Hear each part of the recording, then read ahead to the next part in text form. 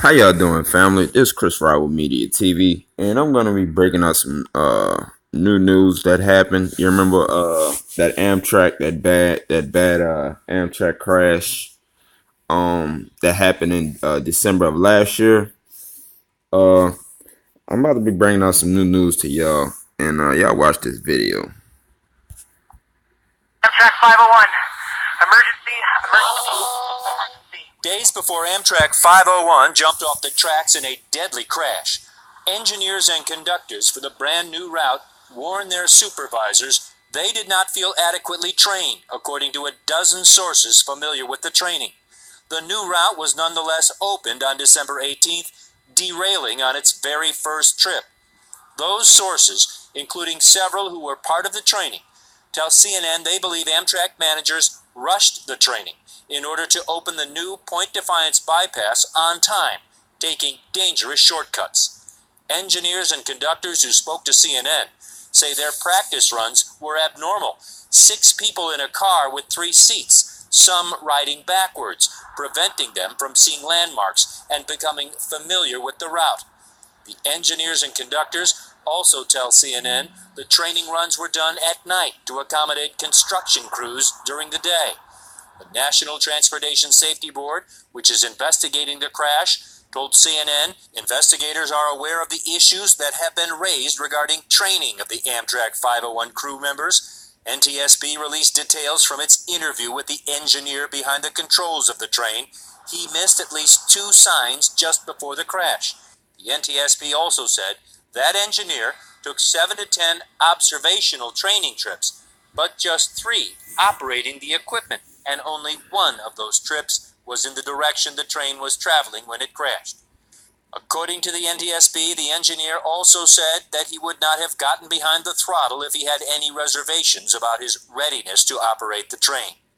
That engineer has not responded to CNN, but more than a half dozen lawsuits filed so far in the crash all raised questions about crew training as a possible cause. One of the lawsuits was filed by a conductor who was training in the lead locomotive when the train crashed.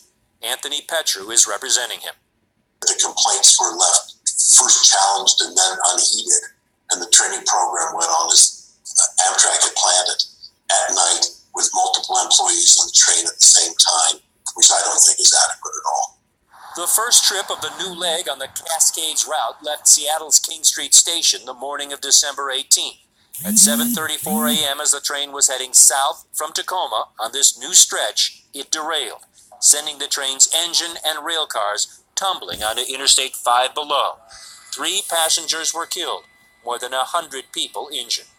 Initial reports show that train was barreling at 80 miles an hour on this stretch of track when it was heading into that turn. It should have been going 30. We are on the ground. This guy lost track of where he was at. It's a thing we call situational awareness. John Hyatt is a former train engineer who has spent the last 24 years investigating train accidents for a law firm, which is now suing Amtrak on behalf of an injured employee. Amtrak has refused to respond to allegations its train is and inadequate, directing questions to the NTSB. Amtrak did say in a statement it is actively taking measures to strengthen the safety of our operations.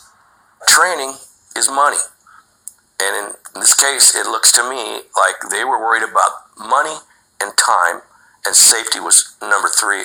The accident is again raising concerns about what many are calling a failing safety culture at Amtrak. In 2016, an Amtrak train crashed near Chester, Pennsylvania, killing 2 and injuring dozens. After a year-and-a-half investigation, the NTSB released its final report, finding that deficient safety management across many levels of Amtrak as the cause, leading NTSB's chairman to conclude Amtrak's safety culture is failing and is primed to fail again. That warning and report were released on November 14th. Just 1 month later, December 18th, Amtrak 501 crashed. The NTSB says its investigation into the crash could take anywhere from 12 to 24 months, but in the meantime, the new president of Amtrak is promising to improve safety at Amtrak across all operations, and especially in training for new routes. Okay, family. So basically, what happened was they trained these new workers, but they rushed the training just so they can take the new route. Uh, so they can take the new route, and the workers said they wasn't even comfortable.